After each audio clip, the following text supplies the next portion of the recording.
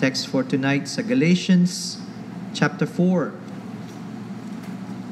Galatians chapter 4 and in verse number 19.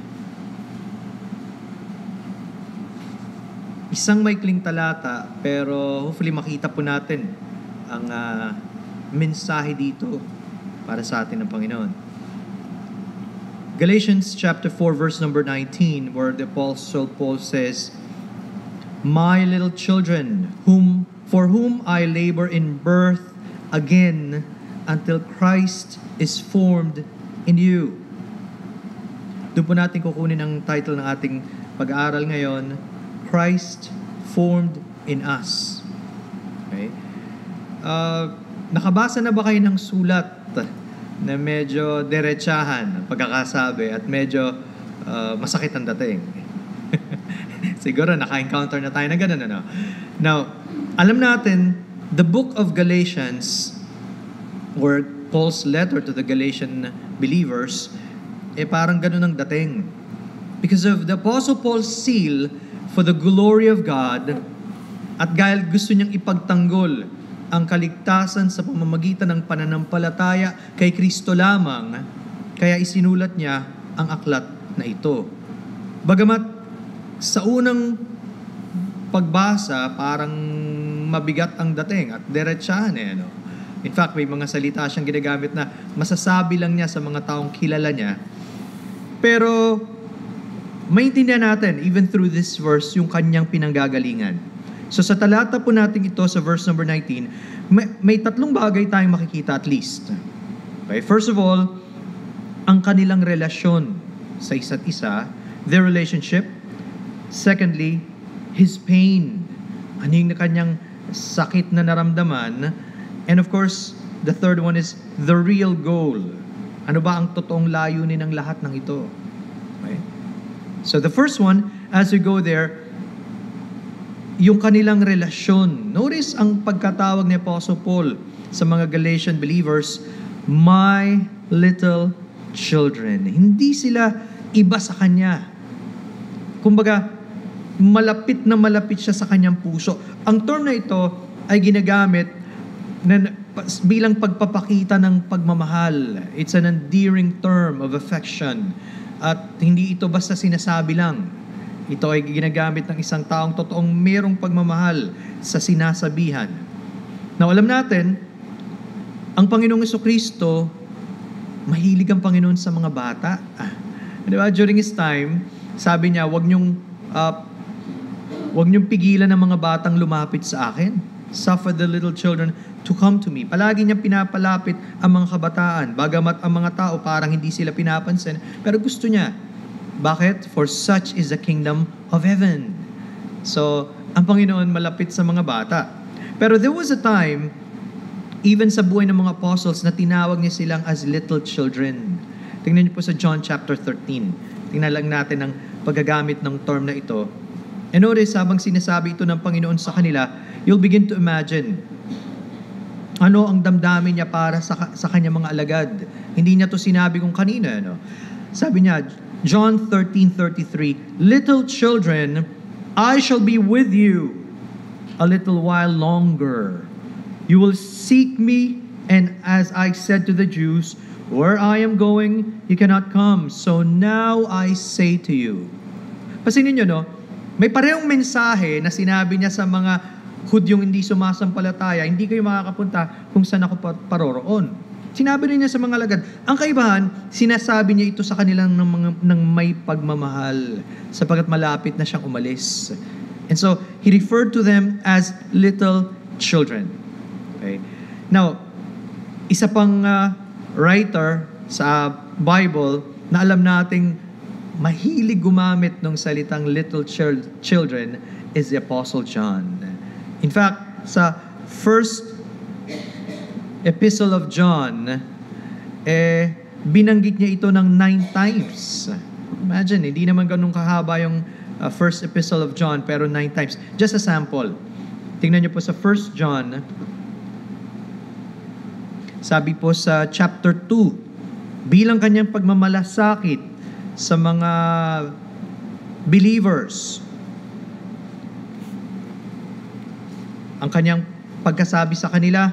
1 John 2:1, "My little children, these things I write to you, that you may not sin. And if anyone sins, we have an advocate with the Father, Jesus Christ, the righteous." Concerned siya sa kalagayan ng mga Kristiyano. Kaya in-encourage niya sila na kung pwedeng huwag magkasala, pero alam niyang hindi pwede eh. Dahil tayo ay nagkakasala. Pero ang kanyang hope na ibinibigay, meron tayong tagapamagitan. Merong someone who is like a lawyer advocating for us, nananalangin para sa atin. Who is the Lord Jesus Christ. Siya yung pag-asa natin eh. Because tayo nanghihina, tayo bumabagsak even when you don't like it. But it really happens. But our hope is in the Lord. And so, He referred to them as His dear children. And in verse number 12, notice, sabi niya, "I write to you, little children, because your sins are forgiven you for His name's sake." Sabi sa last part ng verse 13, pagkatapos siyang banggitin ng fathers in the faith, and then yung mga young men in the faith, and then the last one, "I write to you, little children, because you have known the Father." So maliwanag ang mga tinatawag niya na little children ay yung mga nagkaroon ng pagkakilala sa Panginoon, nagkaroon ng kaligtasan. Nakilala nila ang Panginoon, and so they are referred to as little children. So it's a term of endearment. Now, kaya nung ginamit ni Apostle Paul sa Galatians, na ating binabasa sa Galatians 4:19, ang term na ito, "my little children," ramdam na ramdam ni Apostle Paul anong kalagayan nila at nagmamalasakit siya. Bakit? Sapagkat siya ang ginamit ng Panginoon para ibahagi sa kanilang ebanghelyo, at sa pamamagitan ng ebanghelyong yon, nakilala nila ang Panginoong Jesucristo. Niligtas sila ng Panginoon. So notice, andun yung kanyang pagmamalasakit sa kanila. Okay? Same thing happened in Corinth. Tingnan niyo po yung 1 Corinthians chapter 4. Ginamit din niya ang term na ito. 1 Corinthians chapter 4. And notice ang kanyang pagkakabanggit, sabi sa verses 14 and 15, "I do not write these things to shame you, but as my beloved children, I warn you." See, yun ang kanyang pinagagalingan. Kagaya sa Corinth, ganun din sa mga taga-Galatia, hindi para masaktan lang sila o mapahiya sila, pero may pagmamahal at gusto niyang maitama sila. Sabi niya sa verse 15, "For though you might have 10,000 instructors in Christ, yet you do not have many fathers, for in Christ Jesus I have begotten you through the gospel." Clearly, kung ang paraan ng Panginoon is ang pananampalataya ay darating sa pakikinig ng kanyang mga salita, at sabi sa atin sa 1 Peter na ipinapanganak muli tayo sa pamamagitan ng kanyang mga salita, ginagamit niya ang tagapagbahagi ng kanyang mga salita para makarating ito sa gusto niyang iligtas. See? And that's what happened. Kaya mahalaga sa kanya ang kalagayan ng mga Galatian believers, just like those in Corinth. Kaya pala, kahit gano'n na lang siya halos itakwil, nagalit sa kanya mga taga-Galatia. Nung una daw, ang tingin nila sa kanya parang anghel.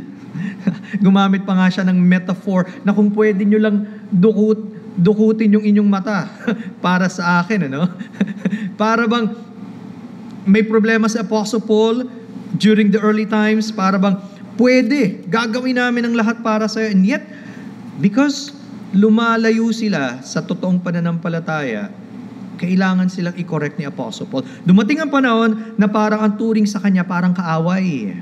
In verse number 16 of chapter 4 of Galatians, sabi niya, "Have I therefore become your enemy because I tell thee the truth?" Pero kahit ganon, kahit hindi nila matanggap ang mensahe ni Apostle Paul, alam natin ito ay galing sa Diyos. At gusto lamang niya silang maibalik sa tamang pananampalataya na tanging sa Panginoong Jesucristo lamang, at hindi bumalik sa mga tinuturo ng Judaizers na kailangan mong mapasailalim sa kautusan muli. So hindi na biyaya, naging gawa na. Pero mahal na mahal pa rin niya ang mga brethren sa Galatia. And you know what? That shows kapag tayo ay pinapamature ng Panginoon sa pananampalataya. Sapagkat we learn to love and we learn to care for others. Hindi na lang ang ating mga sarili. At ganun niya kamahal sila, bagamat dumating ang panahon ayaw nila sa Kanya, patuloy siyang nagpaalala. Patuloy siyang nagmahal. And so, He used that term of endearment, my little children. And you know what? Paalala po sa atin, napakalaki pala ng blessing kapag tayo ay ginagamit ng Panginoon na magbahagi ng Kanyang mga salita. And in the process, merong iniligtas ang Panginoon sa pamamagitan ng mga salitang yon. Hindi natin kayang sukatin yung kaligayahan ng isang tao na ginamit ng Panginoon para sa kaligtasan ng iba. Wala tayong part doon, ano? And yet, alam natin, yun ang paraan ng Panginoon. There's nothing to compare like that.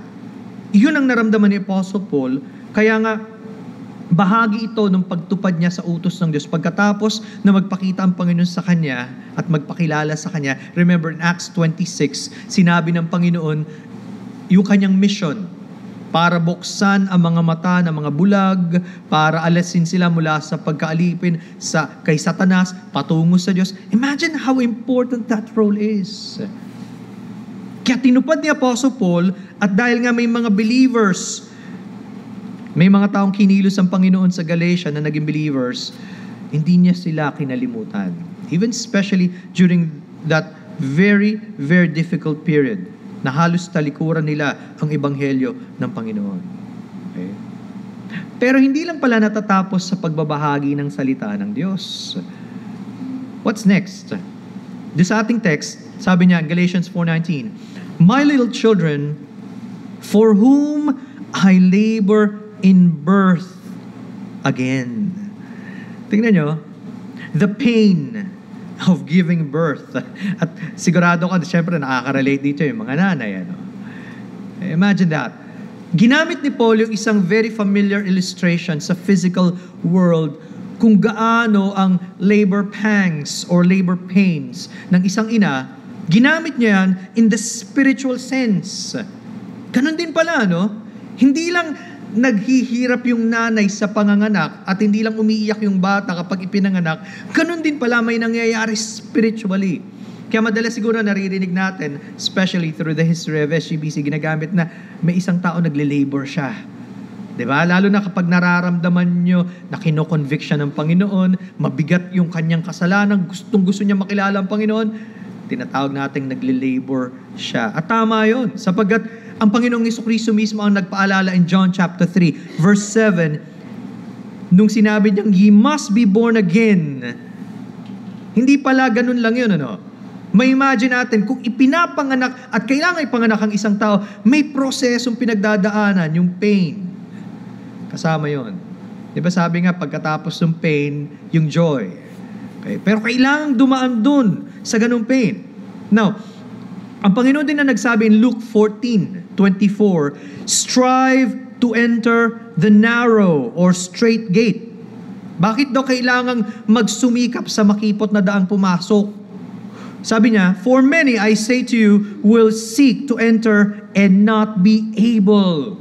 Ito ay paalala sa lahat ng wala pa sa Panginoon, imbis na magbaliwala, imbis na parang talikuran at gawin na lang lahat ng gusto. Hindi, ang paalala ng Panginoon, magsikap na makapasok sa makipot na daan sapagkat marami ang gusto na hindi makakapasok. Nangangahulugan for us na ando doon na bilang mga anak ng Diyos, what a great privilege it is na kinatagpo tayo ng Panginoon, di ba? Now, sana makita rin natin, kailangan ito ng mga tao. Kaya pala, healthy kapag ang isang tao dumadaan sa kabigatan. Kapag dumarating kayo sa panahon na nahihirapan na kayo sa inyong kalagayan. Kapag dumarating tayo sa panahon na parang ang kasalanan natin napakabigat at nararamdaman mo nagagalit ang Diyos, yung tinatawag nating conviction ng Holy Spirit, mahalaga pala yun. Sapagkat kadalasan, kagaya nga sa isang message ni Spurgeon, kasama yung travailing for souls, hindi lamang yung ipinapanganak muli, pati yung nagbabahagi ng salita ng Diyos, dumaraan sa proseso ng marubdob na pananalangin, marubdob na pagbabahagi sa kanila, yung great concern. So, pareho palang kinikilos ng Diyos. And you know what? Kung marami sa atin are Christians, when was the last time na nagkaroon tayo ng ganung kabigatan sa ating puso para sa ibang tao?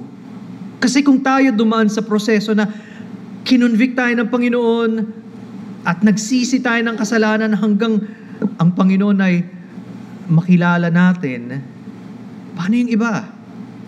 Have you ever come to that point once more that we are truly praying and seeking the salvation of others? Yung hindi tayo mapakali hanggat hindi naliligtas yung isang tao, Panginoon, and palagi natin inilalapit sa Panginoon. Pag may pagkakataon, ibabahagi natin ang kanyang mga salita sa kanila. It's so possible as Christians na maging kontento na tayong okay na tayo because we're already in the kingdom. Pero paano yung iba? Marami pa, di ba? Yun ang sinasabi ni Apostle Paul. For these Galatian brethren, naranasan niya yun. At notice ang kanyang ginamit dito. Nararanasan niya uli. For the second time around, para siyang nanganganak uli. Bakit? Sapagkat lumalayo sila sa totoong pananampalataya. See? Kaya, may imagine natin gaano pala pinagdadaanan ng isang lingkod ng Panginoon, especially as he prays for the people of God. Kapag ka merong nalalayo, kapag merong ayaw sa Panginoon, andun yung agony, andun yung distress. Now, as an example, makikita po natin in 1 Thessalonians chapter 2, in-explain ito ni Apostle Paul. Notice yung prosesong dinaanan niya dito, 1 Thessalonians chapter 2. At pag binasa po natin yung verses 7 and 8,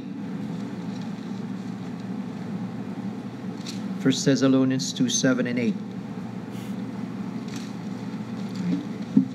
It says,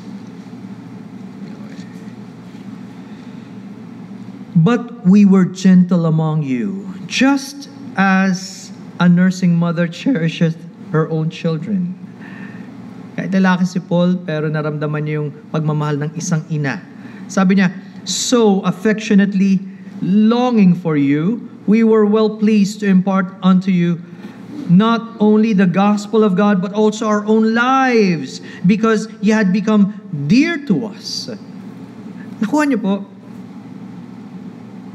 We have a role to share the gospel. Pero kung gagamitin tayo ng Panginoon in a great way sa buhay ng iba, hindi lang pala sapat na ibahagi yung salita ng Diyos, yung buhay kasama. At yun ang nagiging difficulty ng maraming Christians kapag hindi tayo handa na ibigay ang ating buhay para magamit ng Diyos. Especially kapag meron na tayong sarili-sariling agenda, may kanya-kanya tayong plans. But when we sit down, when we ask, "Lord, what do you want me to do?" And then God tells us, are we willing to obey? Yun ang ginawa ni Apostle Paul at ang kanyang mga kasama. They not only share the gospel, but yung kanilang buhay ang kanilang ibinigay. At yun ang mahirap na part. But you know what? Kung ang isang kaluluwa nga daw ay mahalaga, diba? Na especially in the parable of the lost sheep, na nawala yung isa pero iniwanan niya yung 99 para hanapin. Ganun kahalaga. Mahalaga sa Panginoon ng isang kaluluwa. Sana makita po natin yun. And bagamat sa susunod na verse, makikita niyo po yung kanilang paglalabor physically. Sabi sa verse 9, "For you remember, brethren, our labor and toil," sa King James travail, "for laboring night and day, that we might not be a burden to any of you, we preach to you the gospel of God."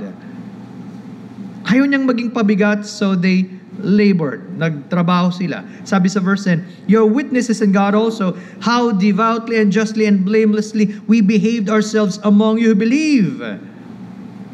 Nagpatuloy sila. Pagkatapos maibahagi ang salita ng Diyos, maibigay ang kanilang buhay, they continued to encourage them. And then sabi niya, as you know, how we exhorted and comforted and charged every one of you as a father doth his children. See? Kung paano yung magulang, concern na concern sa anak. Ganun din ang mga spiritual parents. Hindi mo sila pwedeng pabayaan ng ganun lang, on their own. Sabi niya, that you would have a walk worthy of God who calls you into His own kingdom and glory. Wow. In the heart of the Apostle Paul, wala nang mas mahalaga pa. Sa kanino mang tao, wala nang mas mahalaga pa, kundi ang kanilang pagkakilala at ang kanilang pagsunod at paglakad sa Panginoon at sa Kanyang mga salita. That's why, ibinigay niya ang Kanyang lahat-lahat. And that's where he was coming from habang sinasabi niya ito. Similar sa kanyang message to the Ephesian elders in Acts chapter 20, kung saan sinabi niya, araw at gabi, sa loob ng 3 taon, hindi siya tumigil na ipangaral sa kanilang salita ng Diyos, anumang hirap ang kanyang dinanas. See? Yun ang totoong pagmamalasakit. At sabi ko nakikita natin the Lord is maturing us in the faith. Kapag dumarating tayo sa point na hindi na tayo mapakali, lalo na kapag hindi natin naisip ang ibang tao o hindi natin nakikitang sila ay maayos sa Panginoon, kapag hindi na tayo pwedeng nakatuon lang sa ating mga sarili. Even if Paul had to labor for them again, kita nyo, 2 beses para siya mga anak, he was willing to do that. Why? Mahalaga sa kanya ang mga Galatian believers. So una, it's because of their relationship as a father to a son, or ang kanyang illustration, as a mother to a daughter. Ganun pinanganak sa Panginoon. And then, naalala niya ang mga labor pains. It's worth it, brethren. Kung mag-i-invest tayo ng time and effort for the kingdom of God at para sa ikalalago ng mga anak ng Diyos, it's all worth it. Why? It's for eternity. Yun eh. Ano pa bang masahalaga? And then, we come to the final part. Ano ba talaga ang goal? Babalikan ko po yon sa Galatians chapter 5 verse 4:19. My little children, for whom I labor in birth again until Christ is formed in you. Ano ba ang pinaka-goal ng lahat? Sabi niya, until Christ is formed in you. Kung tayo mga parents, pwede tayong maraming goals para sa ating mga anak. At kailangan yun, sapagkat concerned tayo sa kanila, di ba? Overall, sa kanilang kapakanan, sa lahat ng aspeto. Pero let me ask you, sa lahat sa atin, ano ba talaga ang pinakamahalaga? Naisip ba natin na anuman ang ma-achieve ng ating mga anak kung hindi ang Panginoong Jesucristo ang naging sentro ng buhay nila, wala at wala rin. Naisip ba natin yun? In Colossians 1:27, binabanggit ni Paul ulit, to them, God willed to make known what are the riches of the glory of this mystery among the Gentiles. Ano daw yun?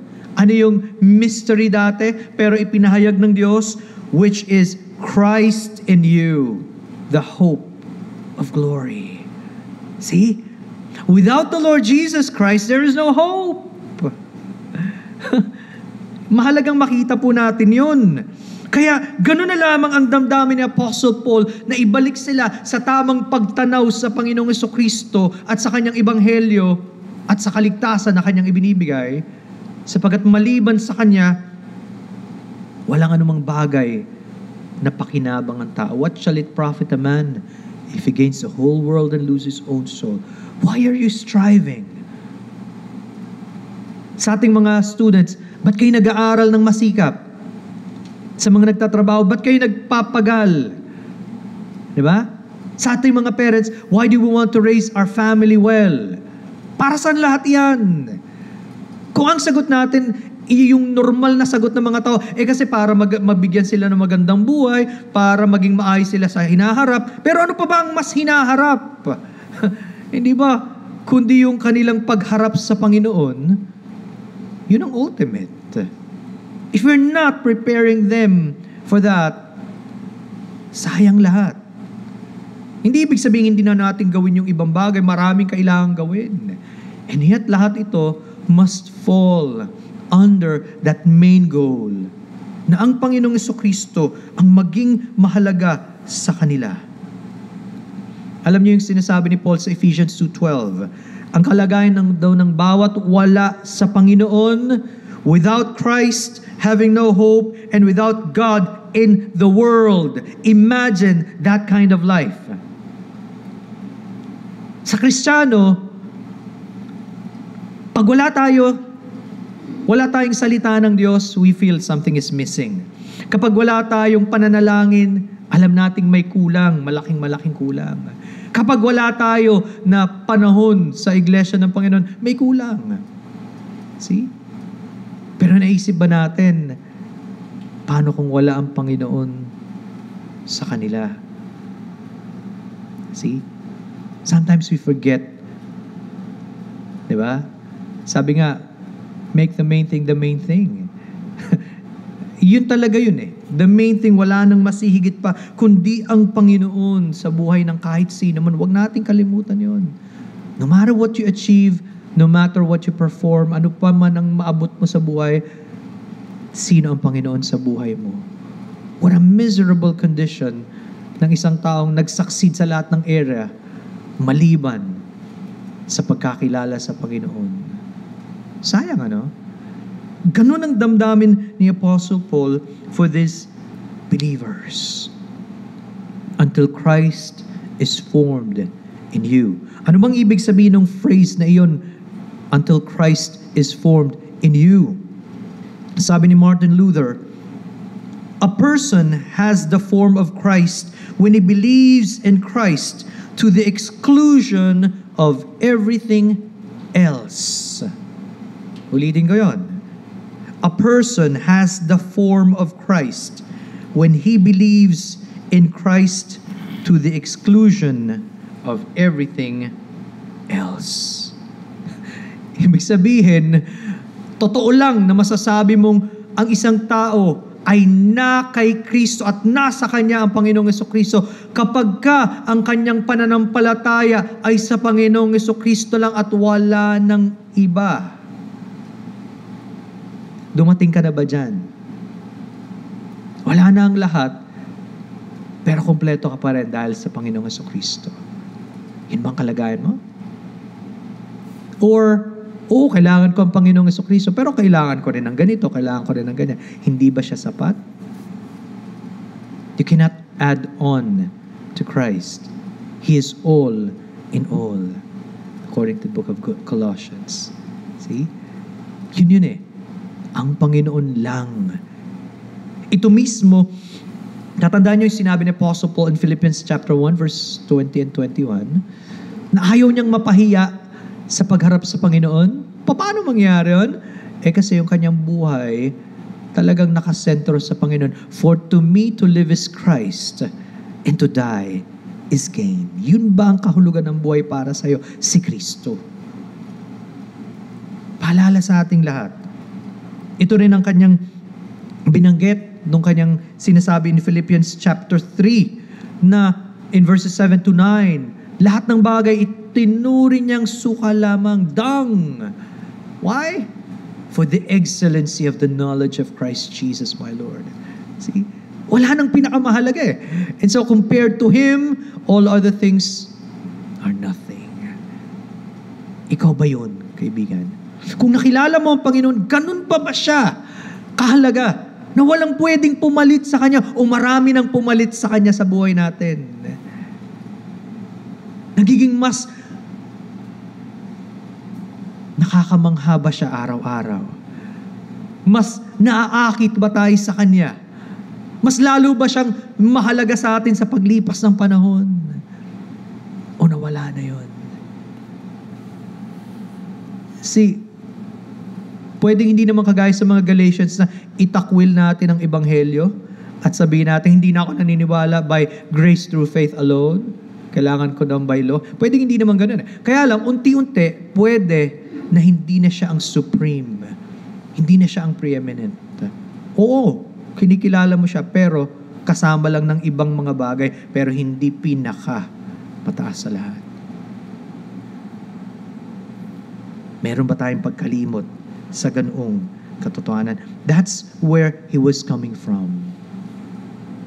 At take note po natin, kaya ito gusto ni Apostle Paul para sa mga Galatian believers, that Christ is formed in them. Bagamat nakilala na nila ang Panginoon, pero halos tatalikod na sila. Nangangulugan, hindi malaki ang pagtanaw nila sa Panginoon. May pagpapalit nila ang Panginoon kung saan. At hindi malinaw ang pagkaunawa nila sa biyaya na pwede silang bumalik sa kautusan. Kaya kailangang merong uling gawin ng Panginoon. Hindi, not necessarily sa kaligtasan, pero yung pagtanaw sa Kanya. Okay? Sometimes, kailangan din gumawa muli ang Panginoon sa atin.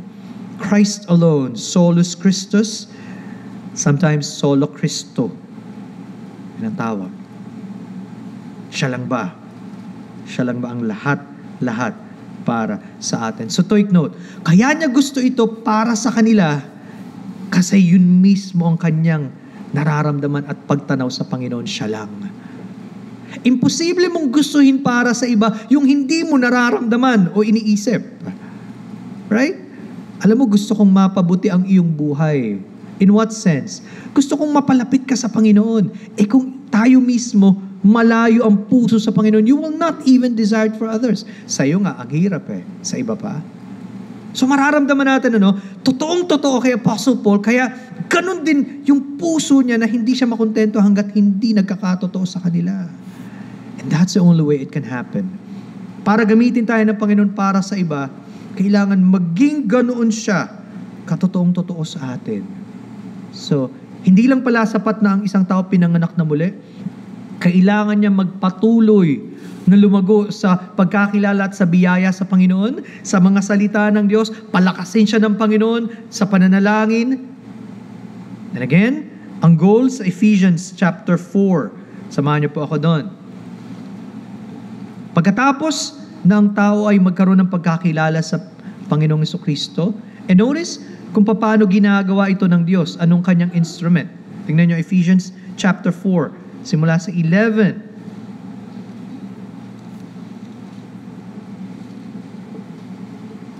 Anong binabanggit? And He Himself gave some to be apostles, some prophets, some evangelists, and some pastors and teachers. Bakit binigyan ng spiritual gifts ang mga Christians sa church? For the equipping of the saints, for the work of the ministry, for the edifying of the body of Christ, till we all come to the unity of the faith and the knowledge of the Son of God, to a perfect man, to the measure of the stature of the fullness of Christ. Yun ang goal. Until we come to the fullness of Christ, hindi pa tayo pwedeng makontento. Personally, hindi tayo pwedeng maging lax at sabihin, alam ko na yan, o nag-aaral naman ako, okay na yan. But until Christ is fully formed in us, and of course, that will happen in eternity, hindi tayo pwedeng maging lax. And so is the same thing. Pagdating sa ibang mga brethren, ganun din. Ang main goal, gusto natin sana lahat tayo would attain to the fullness of our Lord Jesus Christ. Pareho din ito nung sinasabi sa Romans 8:29, conformed to the image of Christ. Diba? Sabi, we are being transformed from glory to glory. Araw-araw binabago tayo ng Panginoon. That's the main goal. Sana yun ang maging desire ng puso natin, mas lalong makilala ang Panginoon. Mas lalong maging conform sa Kanya yung ating mga kaisipan, yung ating pananalita, yung ating mga decision, yung ating mga gawi, ay maging katulad sa Panginoon. Binabago niya tayo. And that can only happen kung araw-araw tayo ay puno ng Kanyang salita, nagpapaturo tayo sa Panginoon, nagpapagabay tayo sa Panginoon sa pananalangin, we are with the brethren, we are be strengthened by the Lord. Araw-araw yun, it must happen. Until we reach to the fullness of the stature of Christ. Kapag yun ang nilagay ng Panginoon sa atin, magiging natural din po. At yun ang main goal, we would also be concerned to help out and reach others. And so, sana mga brethren, sa akin una, the Lord is reminding me of this. Sino nga ba siya? At kung totoo siya sa buhay ko, gaano ko siya gustong maging ganon din katotoo sa buhay ng iba? Is that also your goal and prayer, my brethren? Salamat sa Panginoon. Araw-araw, sapat ang kanyang biyaya. Gagabayan tayo ng Panginoon no matter what stage we are in. Tuloy tayo sa Panginoon, mga kapatid. And let's also encourage others na alam natin kailangan ng paggabay ng Panginoon at ang kanyang mga salita. Let us pray. Almighty Father,